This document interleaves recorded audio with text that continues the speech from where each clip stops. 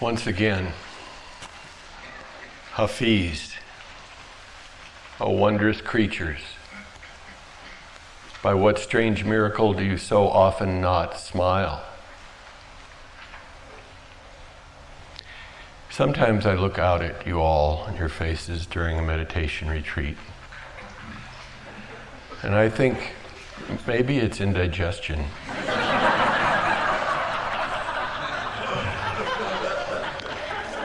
There's a condition that I think we could call retreat constipation. You know, here at retreat, everything slows down.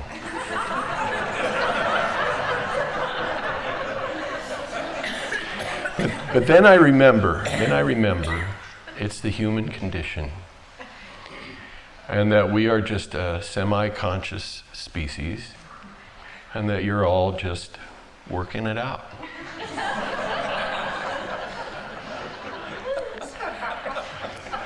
But I want you to know that it is permitted to smile during meditation. The Buddha is smiling, a smile at least as famous as the Mona Lisa's. I would also suggest that you can have more joy and delight in your meditation and in your life. And sometimes all it requires is a little inclination of the mind and heart toward the basic mystery of things. Sometimes it's not easy. I know. I've struggled my whole life with a kind of cynical, dark attitude towards the world. Not that there isn't good reason to be cynical. You know, there's politics, religion, basic civilization, you know. But I now am a practicing Buddhist and a cynic in recovery. And Dharma practice has been, I think, the antidote that has brought me out of my cynicism. I know that when I live from that small self, you know, I'm always projecting my likes and dislikes on the world. I'm living in the past or living in the future. And I'm not available for the mysteries and the wonder of the present moment. My eyes, as someone said, see the world through habit and or clouded by habit and familiarity. Meditation practice has really helped me to live more and more in the present. Broke me out of the habitual mind. Allowed me to see the world fresh, as a beginner's mind might see the world. As if I'd never seen it before, because I'm just present.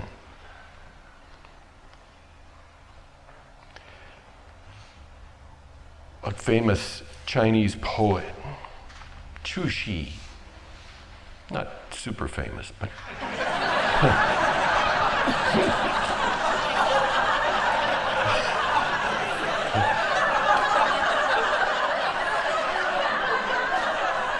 he says, "How wondrously supernatural and miraculous this is. I draw water and I carry fuel." But more than anything, Dharma practice has proved to be an antidote to my cynicism by bringing me back again and again to the basic fact of my existence. For instance, after many, many hours and years of paying attention to my breath and being with my breath, I began to notice that I'm alive. My primary identity shifted from the story of my life to the fact of my life. I realized that I am one of the live ones. Of course, we all know that we're alive, but we barely remember it. We rarely feel it. We rarely let ourselves be moved by the mystery of our basic existence. I once interviewed Swami Muktananda, and I asked him if he did miracles like some of the other Swamis do. And he said, no, I just tell people to be aware of the blood flowing through their body. That's all the miracle they need. When you bring awareness to your body, what do you find? It's not just a lump, it's a pulsing, sensate, conscious being that can move itself around and say hello, and knows of itself, knows of the universe and itself in the universe.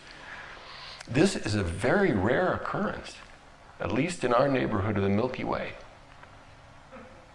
This is a very rare occurrence, this existence.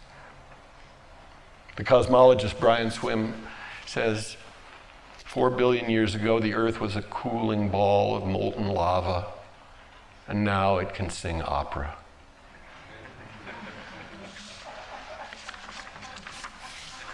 Einstein, Albert Einstein. One cannot help but be in awe when one contemplates the mysteries of eternity, of life, of the marvelous structure of reality. It is enough if one tries merely to comprehend a little of this mystery every day. Never lose a holy curiosity. So to arouse your holy curiosity, I'd like to lead you in a little guided reflection tonight on the mysteries of life and the universe. I call this exercise, Be Here Wow. It's an exercise for your awe muscle. It's the one that makes your jaw hang open in amazement. I'll start with the mysteries of the cosmos. A number of years ago, I read an article in the newspaper that reported on a photograph sent back by the Hubble telescope of a tiny little slice of the sky, just a little nickel-sized piece of the universe. And the photograph had revealed 20 million new galaxies. Not suns, not solar systems, 20 million new galaxies, full of billions of suns. I mean, many of them many millions of times bigger than our own. The article, of course, was on one of the back pages of the paper. The message, you could read that, the message of that discovery as, realizing how insignificant we really are. But it also reveals the grandeur of this universe that we are a part of and that we live in. The immensity. And the astrophysicists say that all of this, was born out of the explosion of a tiny particle much smaller than an atom. They call it a singularity. They say it was infinitely dense. And of course, when a scientist says infinitely, he means infinitely. But to think that we all came out of nearly nothing.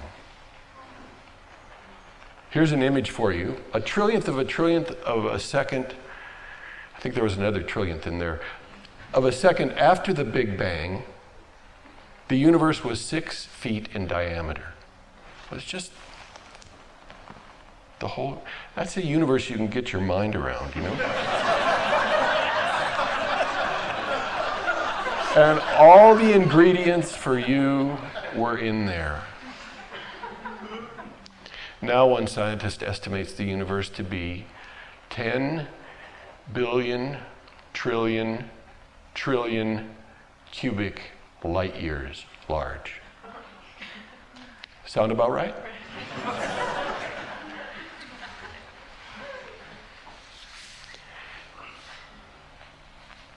On that mundane level, on that level of matter and energy and, the observable world barely observable. We are all still using the energy produced by the Big Bang. Every time you take a step or move your arm, you are really expressing that primal energy. Right now, inside your brain, millions of synapses are firing. We hope. That is the energy of the Big Bang trying to comprehend the Big Bang. We're pieces of the universe wondering about itself. You're Big Banging away here. I think it's good to remember, too, that the universe is 13.7 billion years old. It's taken 13.7 billion years to make you. That should give you some sense of self-worth.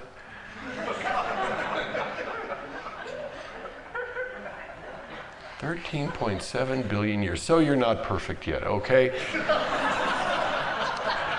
There's time. And it's a noble experiment, so don't blow it. The astrophysicists say there may be other universes, many other universes, an infinity of universes. They talk about sometimes multiverses. In some Buddhist literature, there are many, many. In the Avatamsaka Sutra, a Mahayana sutra, the Buddha tries to explain how many worlds are known to him. And he begins calculating like this. 10 to the 10th power times 10 to the 10th power equals 10 to the 20th power. This calculation goes on for several full pages of this text. And near the final summation, it reaches a number 35 digits large. And then it goes on to say that that number squared is an incalculable to the fourth power is a boundless to the fourth power is an incomparable to the fourth power is an innumerable to the fourth power is unaccountable to the fourth power is an unthinkable to the fourth power is an immeasurable to the fourth power is an unspeakable to the fourth power is an untold, which is unspeakably unspeakable, and untold multiplied by itself is a square untold. That's how many worlds are known to a Buddha. Thought you'd want to know that. The Hindus say that whenever their creator deity Brahma blinks his eye, a universe is destroyed, and every time he opens his eyes, another universe is created.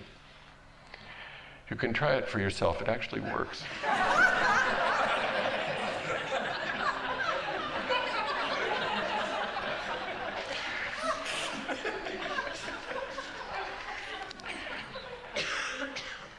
I'd like you for a moment to please close your eyes and just feel yourself seated here on this planet, on this earth. You are an earthling, at least for now, riding on this big rock of ages, speeding through space. Right now, we're spinning eastward on the Earth's axis at 1,000 miles an hour. The Earth is spinning around the sun at about 66,000 miles an hour. The whole solar system is orbiting through the Milky Way galaxy at the rate of about 500,000 miles an hour. The Milky Way galaxy, part of the Virgo cluster, is speeding at nearly 1,000,000 miles an hour towards some point in interstellar space known as the Great Attractor. And everything attracted to the Great Attractor is traveling at the speed of 800,000 miles an hour toward another supercluster of galaxies called the Shapley Attractor. Can you feel it at all? No wonder you came to a meditation retreat to try to slow down.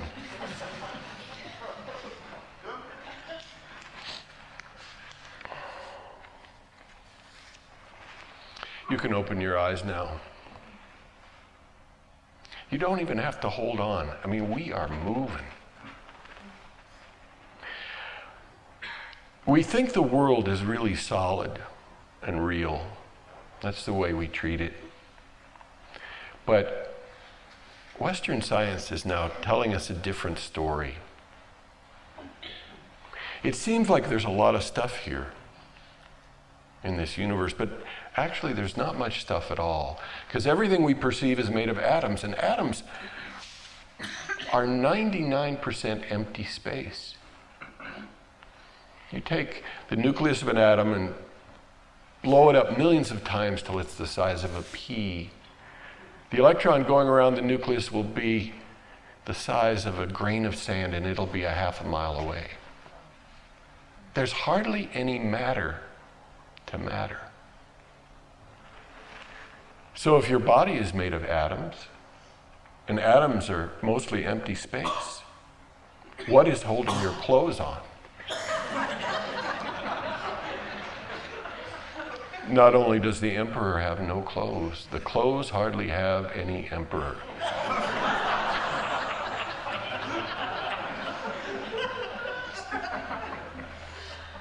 It's the Buddha said, form, not the Buddha, but the Heart Sutra, well, yeah, the Buddha. Form is emptiness, and emptiness is form. It's kind of a physics take on that. Scientists have come up with the latest theory of everything, the superstring theory, which says that everything in the universe is composed of these minuscule vibrating strings of energy. It's sort of another way of talking about E equals mc squared. The fact that there really isn't anything solid here, that everything is in process. Everything is in flow, in flux. There's really no thingness.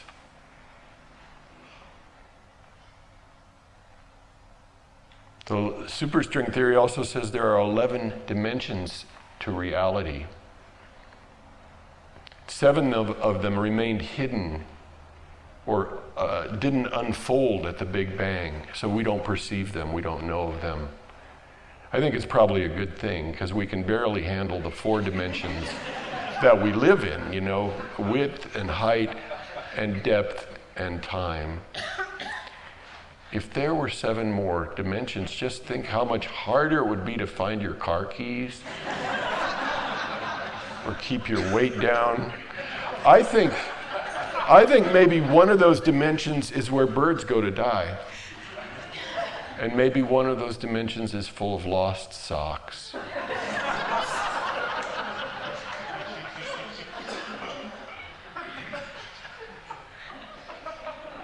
But we think it's so solid and real, and yet underneath everything, it's all in flux, it's all flow.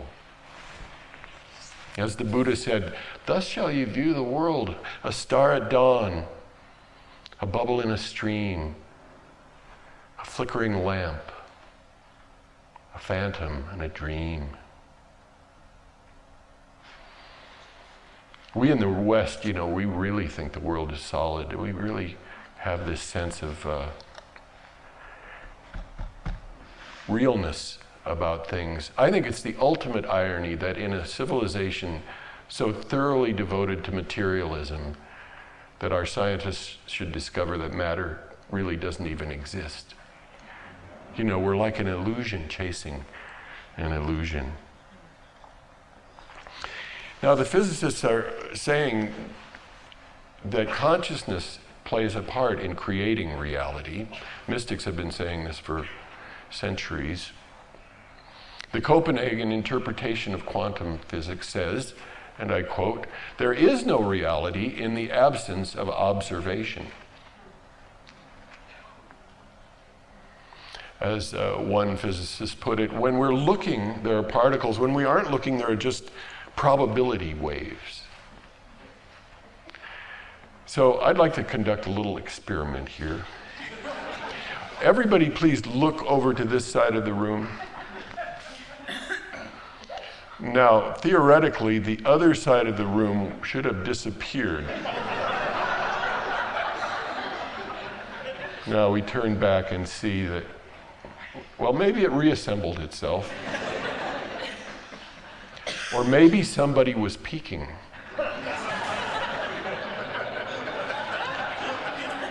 There is an apocryphal story, perhaps, that there is a group of lamas up in the Himalayas sitting in a cave, paying attention and holding the world together that way because they know we all have to live through the karma of this life on earth.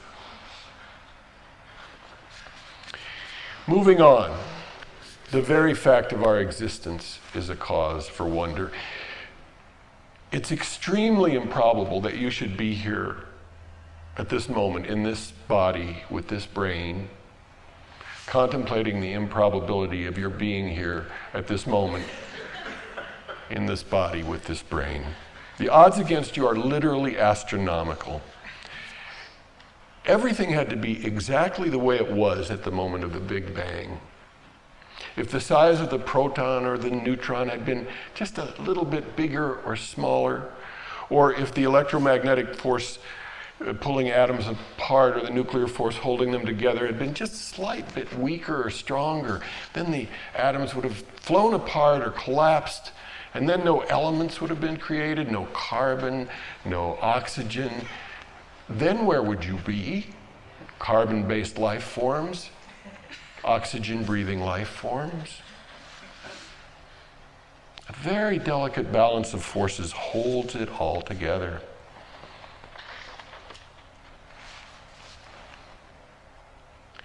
As you may know, our body's made of the heavy elements created in the early history of the universe by the explosion of supernova. So we are quite literally stardust. Zen Master Dogen says, this body is the body of the universe. Thich Nhat Hanh says, once I was a cloud, and once I was a rock. This is not poetry. This is science. As far as we know, life, consciousness is very rare in the universe. 8 other planets spun out of the same cloud of gases that created the Earth. No sign of life. We've now found like 30 other planets in other solar systems, but the scientists believe they're all in dead zones, that there's no life there because they're either in the wrong place in the galaxy, or they're too close to the planets are too close to their suns, or they're getting lots of cosmic gamma rays. It's very doubtful, at least in the first 30 planets, new planets they've found.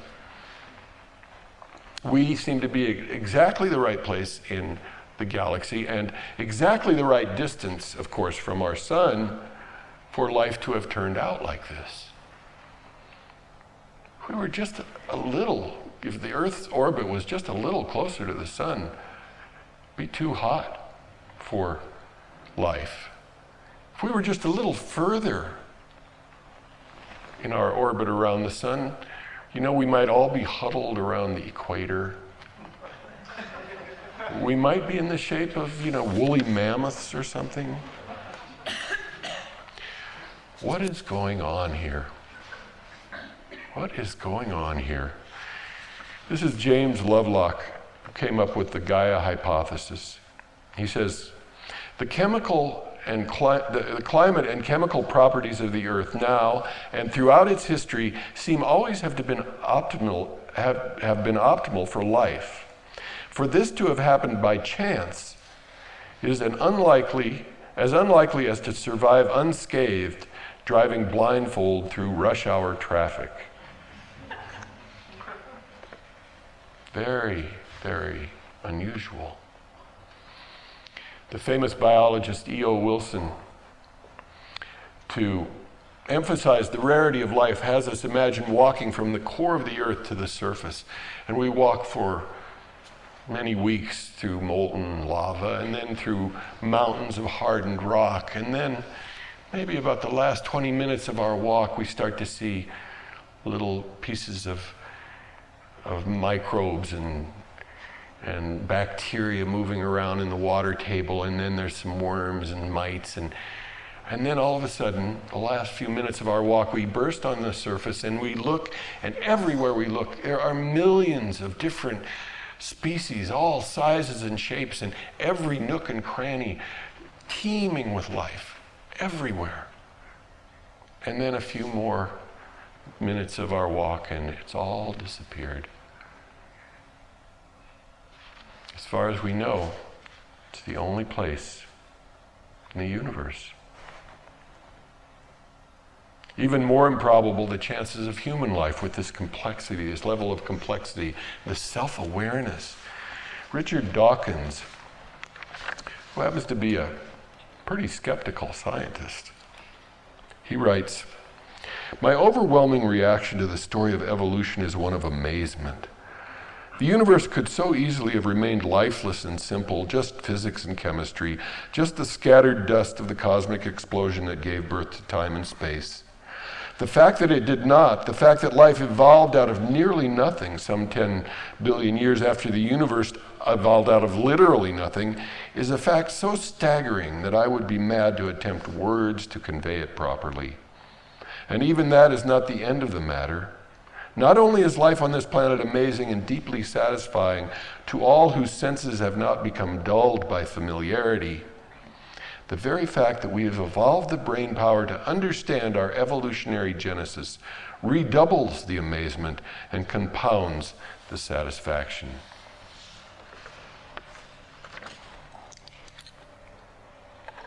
It's a wonderful parable about the Buddha, a parable by the Buddha, about a turtle who is free swimming in the oceans of the world. And someone tosses out a yoke, a lifesaver. And the Buddha says the chances are that that turtle swimming through the vast ocean will come up and hook that lifesaver around its neck are the same chances you have of being born a human being. It's a very precious and rare occurrence.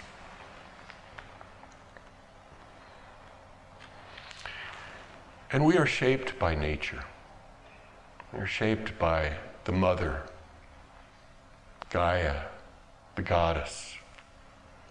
Our legs and feet, fingers, thumbs, this upright posture, this big brain, all have really been designed, as far as we know, by life as it continues to dance with the ever-changing Earth environment. Volcanoes erupt, continents bump together, ice ages come and go, and life has to find new ways to live and grows new appendages and plumages and new ways of sensing, new ways of moving. Nature is like an artist, and we are the work of art. For 2 billion years of life on Earth, there were no feet or legs because there was no land. The Buddha said, "This body is not mine or anyone else's. It has arisen due to causes and conditions. For now it should be felt." Whose body is it? Evolution's body, maybe. It's a loner, But evolutionary science can be a powerful teaching of Dharma, certainly of dukkha and anicca. You look at life, what it entails, its brevity. And when we reflect on the many causes and conditions that have led to this life, not only do we arouse wonder, but it is a profound message of anatta, of no self. We realize that this life is a temporary occurrence created by the coming together of all sorts of elements in the flow of biological and cosmic evolution. And as the Buddha said, all compounded things will come apart. They have no lasting self. But for now, what an amazing combination of elements we are. So let's get into our bodies for a moment and investigate one of Mother Nature's finest works of art. I'd like you to close your eyes for just a minute and just be aware of your breath. You know how to do that real well. Now, before you brought attention to your breath, it was down there doing its job. And if you hold your breath, try to stop it, you will pass out and breath will continue. It's as if life got in you and wants you to live, breathes through you. And as you feel your breath, be aware that with every breath you are being fed by the plant kingdom, the vital nutrient of oxygen, and you are feeding the plant kingdom. With every breath, you take part as a cell in Gaia, in the great goddess, the single breathing, the single breath of life of the earth. You join in the hydrosphere and the atmosphere in exchange of gases.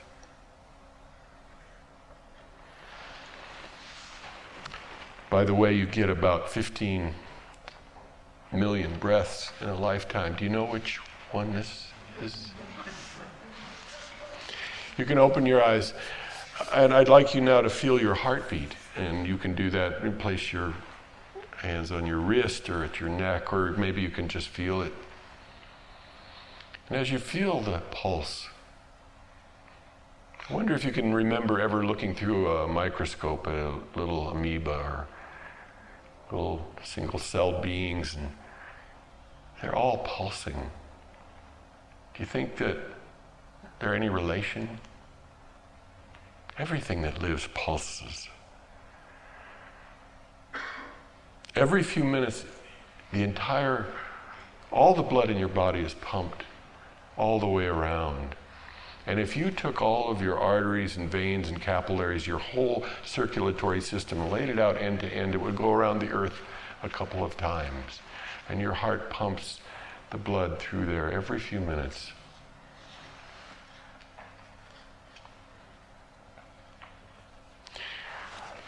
Now, I'd like you to close your eyes and bring your attention to your head, where you think you live.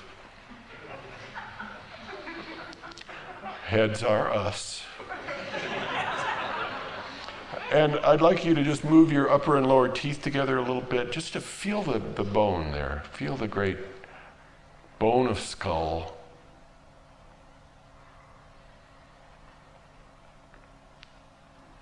Realize that it's taken 500 million years of vertebrate evolution to get your skull into this shape with its narrow, brooding forehead.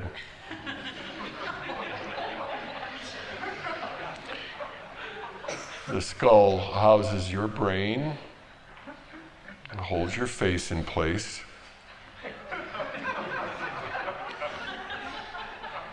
The first heads were extra clumps of cells that appeared on these early marine creatures. These clumps of cells appeared close to the mouth so that the mouth could be more easily and efficiently manipulated to eat. And then around this clump of cells grew the senses to see and perceive.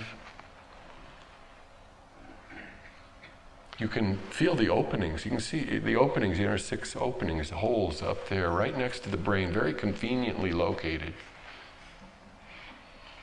All basically built the better for you to eat. It's sort of the basic underlying reason for your senses. I know it's just crass and gross to think of it that way,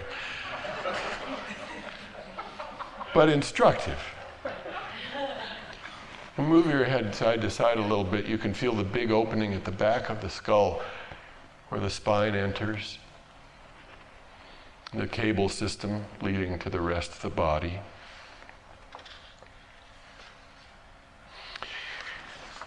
And just feel the whole skeleton here. Just an amazing assortment of bones, flexible, hard enough. Your bones are made of calcium phosphate, by the way. Quite literally, the clay of the earth molded into your shape. Most of your body is liquid, and most of that liquid has the chemical consistency of the oceans. You literally sweat and cry seawater. See, this body is not just on the earth, it is of the earth. We're like earth sprouts, that gained a lot of mobility somehow.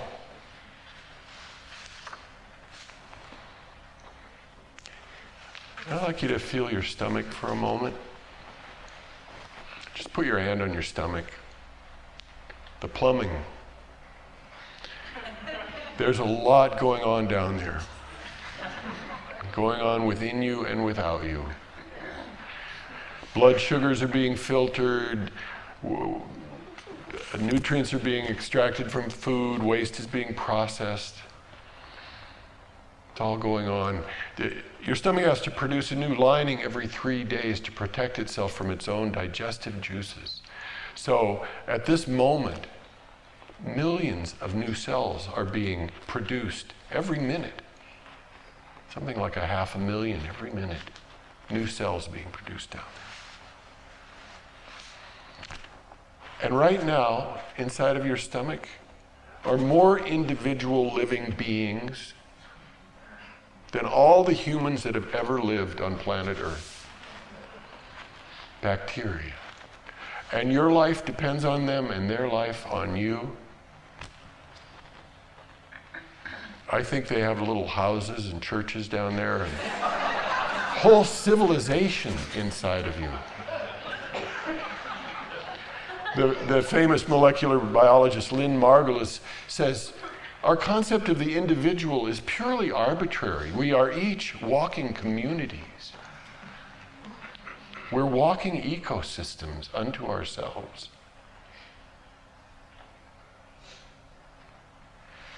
There is some speculation that bacteria, which are the most successful life form so far, the bacteria actually invented humans as a moving feedlot. You get room and board and a tour of the neighborhood, it's a good deal. Just for a moment, look at your hands. And be aware that at one point in your existence, your hands were the beginning stubs of fins. And at one point in your existence, your fingers were webbed together. And I'm not just talking about your past life as a reptile or an amphibian or a fish. I'm talking about in the womb, as we all cycle through the DNA of fish and reptile, amphibian. All of life is here.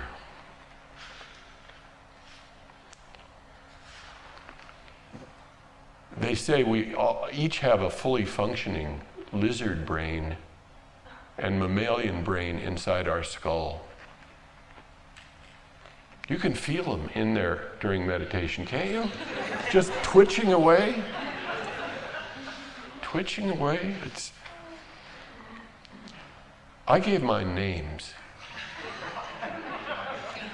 Izzy the lizard and Larry the lemur.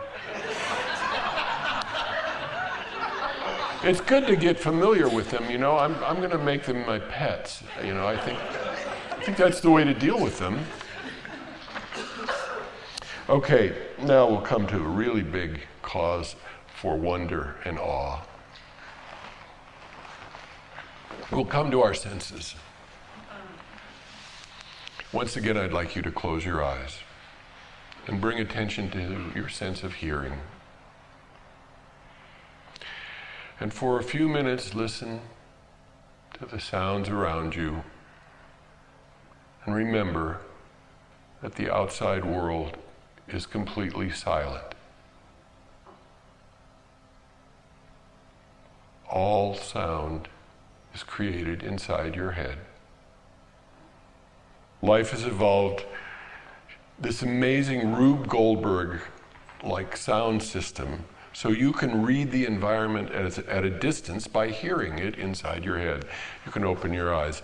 Right now I'm flapping my lips, right, and creating disturbance in the air, and the air currents flow and hit your eardrum, which then moves a little pool of liquid, which moves three little bones, which used to be jaw bones of somebody, and then moves a little pool of liquid, which then excites some little hairs, which then create these electrical signals that travel to the auditory center of the brain and produce what we call sound. Phenomenal little system, you know. And an equal wonder is that whatever we hear, human voices, the wind through the trees, cars, our brain not only creates sound out of it, but interprets it for us and the source of it, and creates meaning for us. We hardly have to do anything. It's a phenomenal system.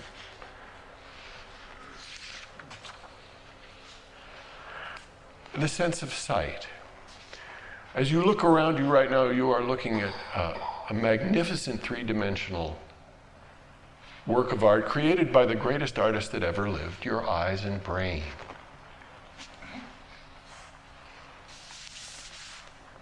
For one thing, there's no color in the world. Your brain adds all the pigment and the hues to the photons. And what you see right now is not the original. It's a reproduction. Streams of photons are hitting the retina of your eye, which contains millions of receptor cells. And those photons are turned into electrical signals that are then sent to the visual cortex of the brain, which then kind of makes a conference call to other parts of the brain, the memory and everything, you know, figures out what you need to see at any given moment, and then repaints the picture for you. What is sent from the eye to the back of the brain is not a picture, it's just electrical signals. So, this is a constantly changing three-dimensional work of art created by you. Not only do you get the picture, you get an interpretation of what it means, even an inclination to how to react to it, and you don't do any of this. Evolution has set it all up for you, just as it is. If you look down at your lap or floor and then back up here, you'll also just be aware that your eye can change focus in a fraction of a second, just as it adjusts for light and movement. It's a camera for dummies, you know, it's just... Even the scientists are astounded. The eye is just a small piece of flesh built of sugars, fats, water, and a little protein. Yet it has millions of precisely calibrated moving parts.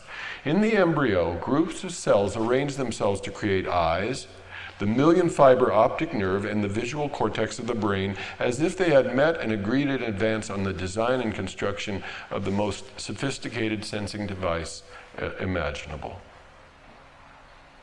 Charles Darwin wrote, quote, "To suppose that the eye could have been formed by natural selection seems, I freely confess, absurd in the highest degree." So your mind and senses are the true creators of this light and sound show. Alfred North Whitehead, the philosopher, wrote, "The various qualities of the world are purely the creation of the mind. Nature always gets credit, which should in truth be reserved for ourselves. The rose for its scent, the nightingale for its song, and the sun for its radiance. The poets are mistaken. They should address their lyrics to themselves." So all your dreams of being an artist are fulfilled. You don't have to go to poetry workshops or practice piano. You know, every time you hear a symphony, you're creating it. You know, it's... Walt Whitman says, "Oh, to have my life henceforth my poem of joy."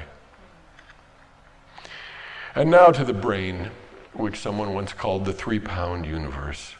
Just a couple statistics. The brain processes an estimated 11 million bits of information a second. Sifts through it all over a system of trillions of possible synaptic connections, and then constructs for you a moment-to-moment picture of reality, all for the sake of your survival and enjoyment. Meanwhile, scientists are discovering there is no director. The brain is this amazing self-organizing system and decision-making system, and most of our reality and reactions to it are processed, as one scientist put it, on a non-personal level, a subconscious level. Nobody's home. The brain does it all. I read a few years ago, actually it was mid-90s, Time magazine ran a cover story called In Search of the Mind. It was about the latest research. I'm sure a lot of people were shocked to find that the mind was lost, and probably even more shocked to find that the scientists could not find it. This was the final paragraph of this article, this cover story, that I was so amused and shocked by that I wrote it down. Despite our every instinct to the contrary, consciousness is not some entity deep inside the brain that corresponds to self, some kernel of awareness that runs the show. After more than a century of looking for it, brain researchers have long since concluded that there is no conceivable place for such a self to be located in the physical brain, and that it simply does not exist.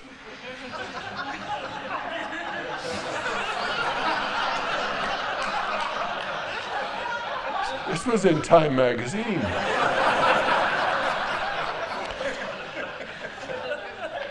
I was surprised that there wasn't like a nationwide panic of some kind.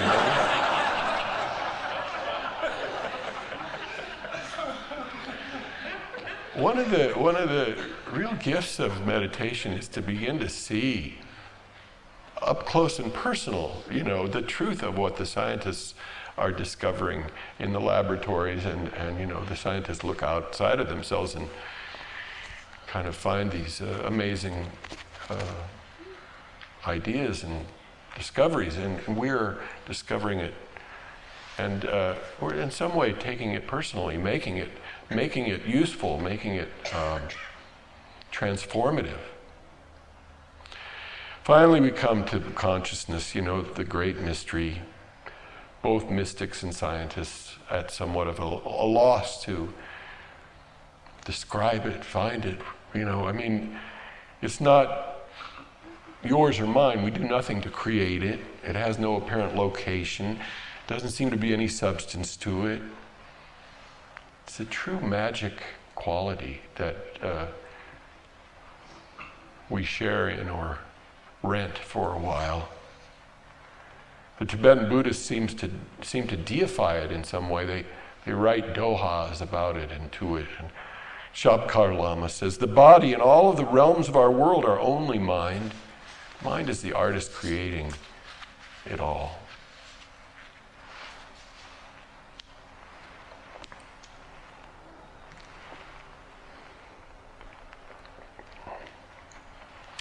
The mystery all around us. And we come into contact with it in Dharma practice and meditation. I'd like to take you one more place, and that is kind of into the mystery of life itself.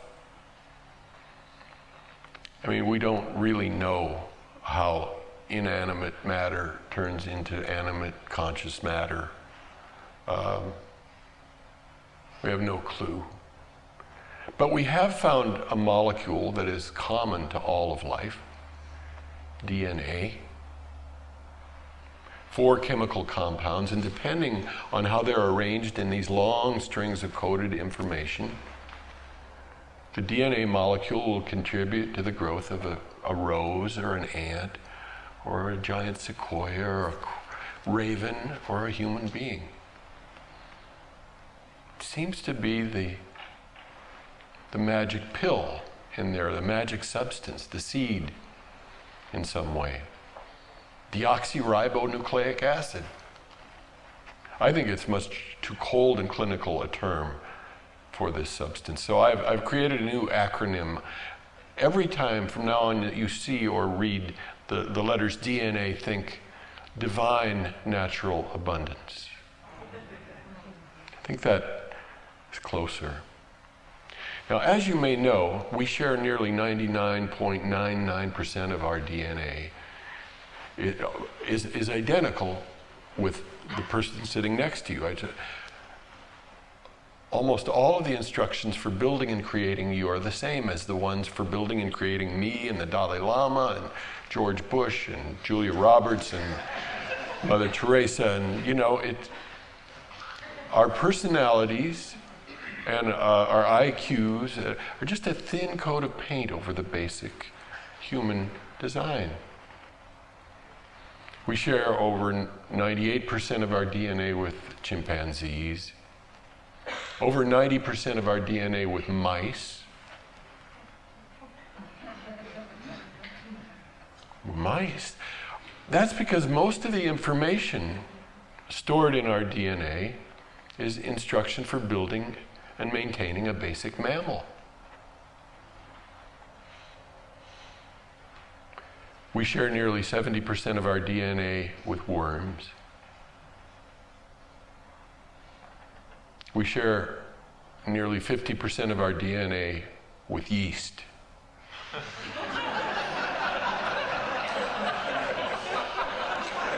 What can I tell you, Yeast. So if we declare ourselves divine, is not the slime also divine? And if not, where do you draw the line? Who gets a soul? Mushrooms? Snails? Yeast? See, I think the story of evolution doesn't deny our divinity. It just denies our exclusive divinity.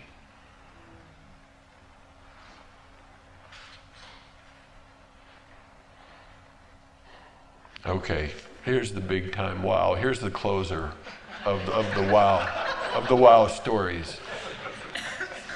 Life's gone from a single-celled being to a being with 10 trillion cells, or who knows, 10, 50 trillion cells. That's us, all working together in the interests of this one being. Well, actually in their own self-interest, but they've agreed to cooperate within this being. Now each cell is like millionth the size of a pinhead, just minuscule size. Inside each of your cells, of your 10 trillion or so cells, is a little drop of seawater. And inside each of those drops of seawater is a 2-yard long strand of DNA. Now that's because the DNA is very thin. It's like a molecule wide. It's really the thinnest thing in the world. And it's wrapped millions of times around itself, and it's floating in this drop of seawater. In that DNA, of course, is a library of information. Vast amounts of information. All the lessons life has ever learned are in there. If your DNA was stretched end to end, 2 yards, out of 10 trillion cells, it would go around the earth several million times. All of the instructions inside of you. A library of life inside of you. What strange, wondrous things are going on here. Lily Tomlin said, they have DNA on other planets probably. She said, but they probably spell it differently.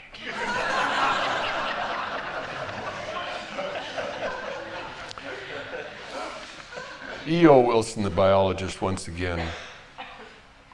The chances of producing human beings through random chance in the universe is like a hurricane moving through a junkyard and producing a 747.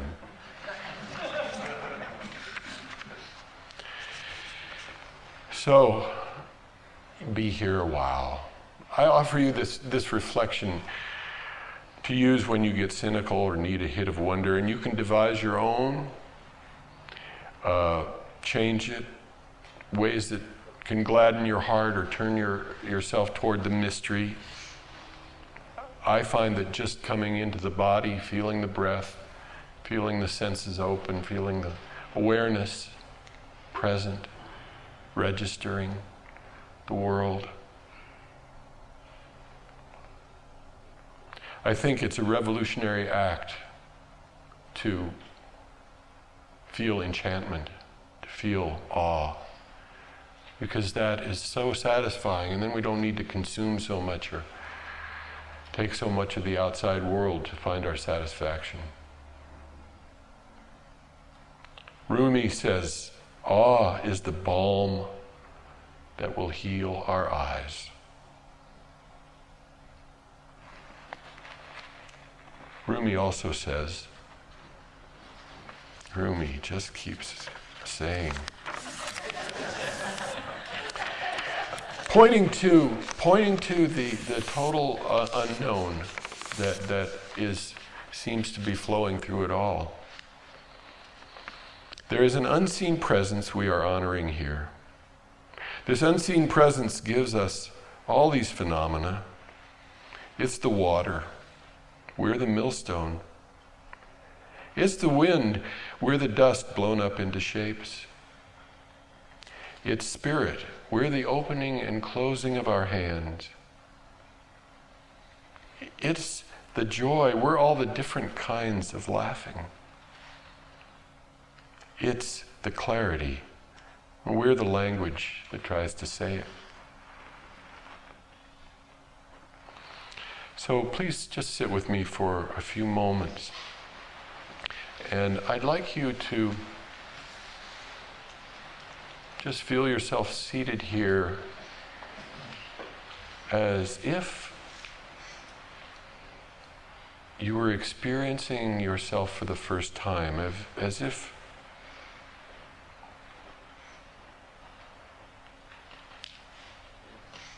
you had never had this experience before.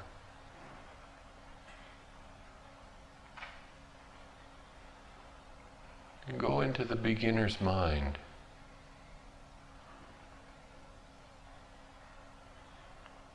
Ask yourself, what is this warm, energized, self-regulating, self-knowing, vibratory field of mystery? What is breath? Sentience? What is life?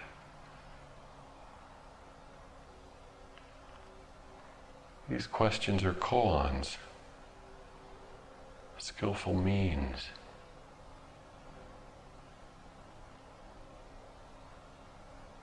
A magical, mystical way to be here. Wow.